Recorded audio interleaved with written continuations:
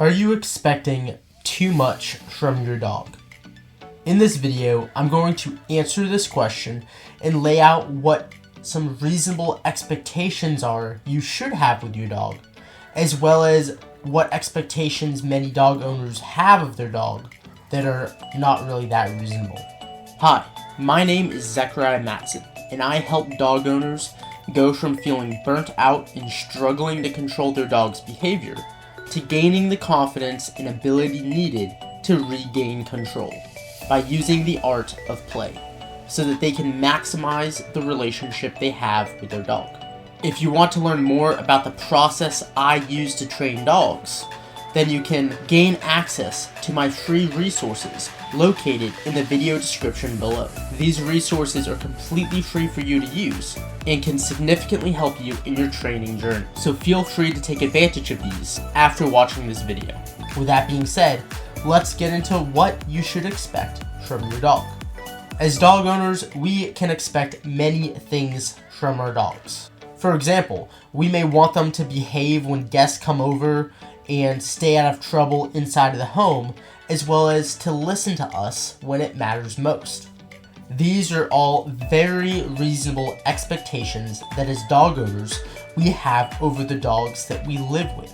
That being said, there are many owners who have extremely high expectations for their dogs.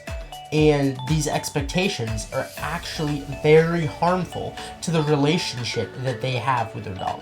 For many owners, I sometimes question if they even want a dog at all, because oftentimes the expectations they have is for their dog to just sit inside all day and be completely still as if they're a piece of furniture inside of the home.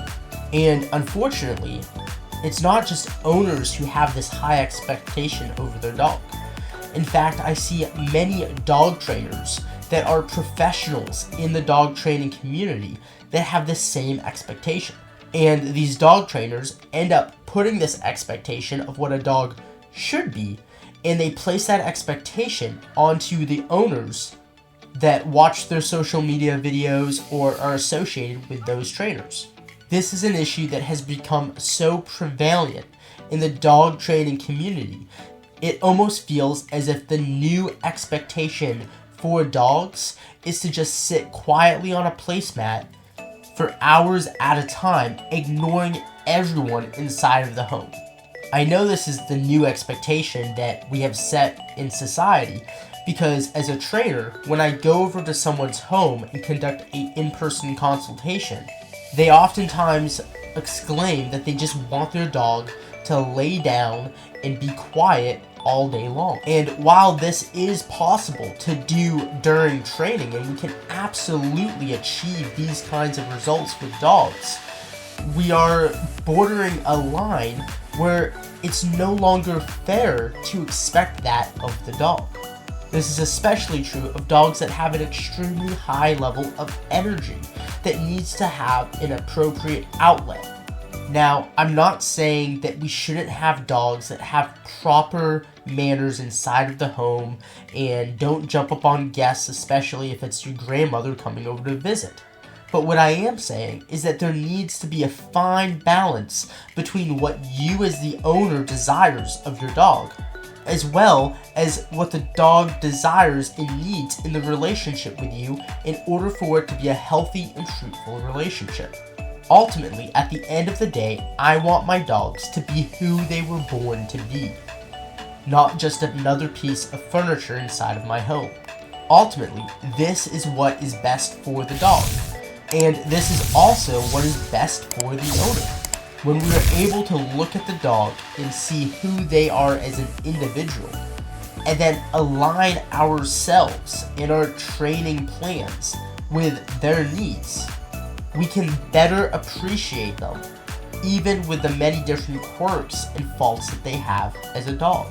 As owners, we should embrace the dog for who they are, rather than trying to change them and fit them into a mold that's unrealistic and has high expectations of them. I want my dogs to be wild, crazy, and free, not suppressed or forced to be calm all day long.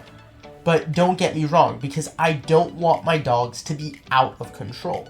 That's not what I'm talking about here. In fact, I want the complete opposite of that. In order to give my dogs the freedom to be who they were born to be, I need to instill some form of control over them so that I can allow them to be who they are. The issue is that people have an extremely viewed version in conception of what true control over their dog means. Nowadays, trainers oftentimes have an illusion of control by keeping the dog in a low state of excitement, where the dog is constantly suppressed and the owner has to constantly manage every action over the dog. But the second that owner isn't there to supervise the dog, then the dog goes completely out of control. This is not real control or real training, but merely an illusion that many trainers pass off nowadays. When true control is achieved with your dog, then you can grant them the ability to have true freedom in life.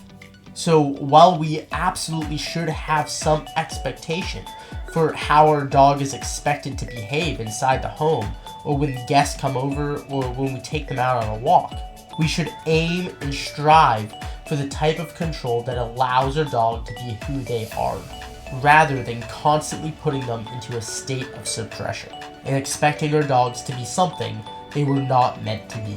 I hope you found this video helpful, and if you did, give it a thumbs up. If you want to see more content like this in the future, please make sure to subscribe to the channel. Thank you so much for watching, and until next time, keep on training.